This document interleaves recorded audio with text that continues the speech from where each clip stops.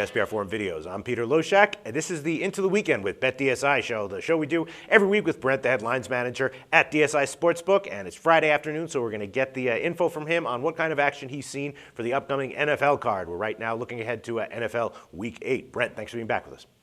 Got to be back with you, Peter.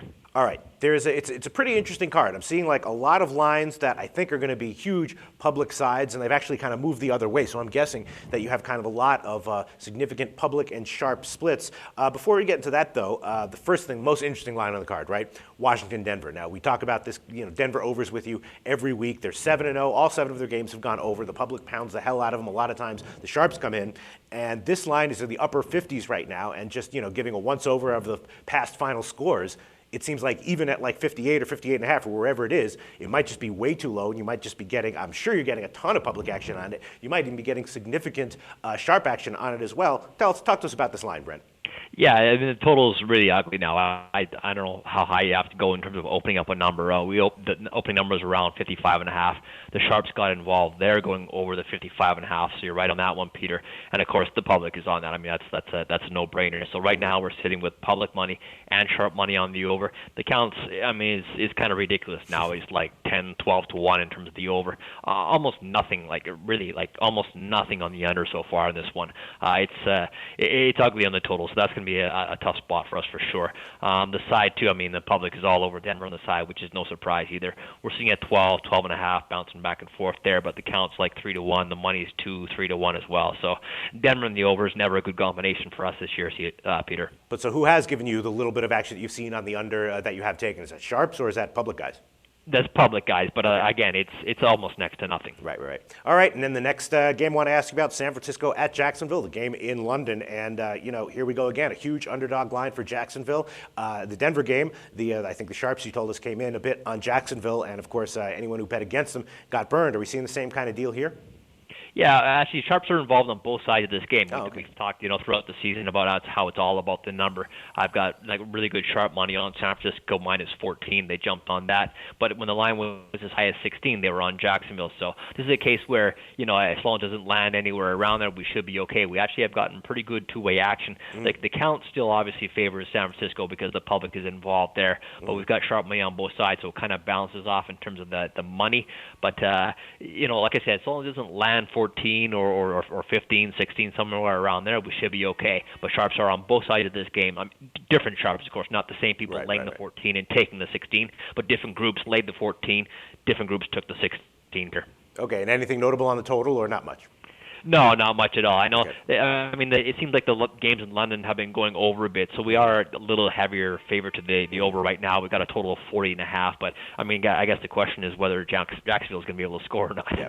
All right, then looking over the rest of the card, like I said, there looks to my eye, like a lot of big public sides this week, and maybe the sharps coming in on the other side, right? New Orleans, that's got to be a big public side over Buffalo. KC, got to be a big public favored side, right? Miami, New England, I'm assuming the public's all over New England, but the line has gone down, so maybe that's sharp action. SF Jacks, Washington, Denver, Green Bay, Minnesota. I'm assuming Green Bay's a huge public side. Seattle's got to be a huge public side. Are you getting like a lot of lopsided action on these games? Yes, Yeah. and yes. Yeah. Yeah, you nailed them all pretty much, Peter. The only one where I've gotten kind of sharp action on both sides was Minnesota. Now, that was when the line was up to 10. I did have sharps who bought a half point to 10.5, but I also had sharps on Green Bay when the line was 7.5 and 8. So we're seeing at 9 right now, which is kind of right in the middle, right in the middle of the two of them. I could see us having to go to 9.5 just because the count is so high in favor of Green Bay. But the money's actually not too bad, but mostly because of the sharp money, the guys who took the plus 10, 10.5 there. But yeah, we've got a lot of public money all over our Kansas City.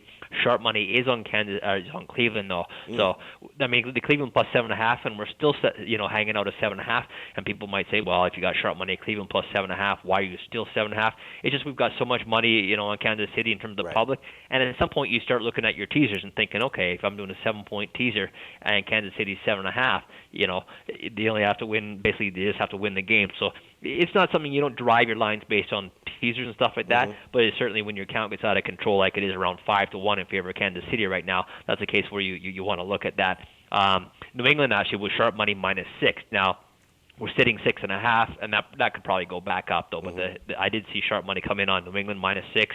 Other than that, New Orleans is all public money. We're at -11 right now. They're at home to Buffalo, and was it Green Bay? Yeah, Seattle as well. Seattle's an ugly one too. St. Louis looks like a bad team. Seattle's done pretty well on the road, and so their account's way off there. Probably about what are right now around 8-1. They're in favor of Seattle. Okay, and so suffice to say, you're going to need the public sides to lose in a few of these games in order to avoid a disastrous weekend, right? Yeah, and I mean, if someone can come up and bust a few of these teasers up too, I mean, teasers with Denver, Green Bay, San Francisco, Seattle, Kansas City, New Orleans, New England. I mean, take your pick. The only actually dog who we got heavy teaser money is on Dallas. Now we got sharp money in that game. That's Dallas at Detroit. Sorry.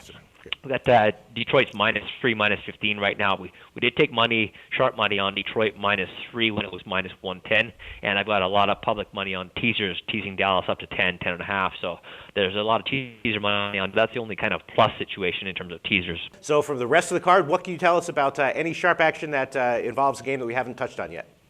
Well, it's nice to see we got sharp money on the under with the Giants at Philadelphia, because that's got written all over it, kind of the game where the public is going to jump on the over there. We're sitting at 51 right now. Sharps came in under 53.5 and under 54. They're on the Giants, Philadelphia under 54, so that's good.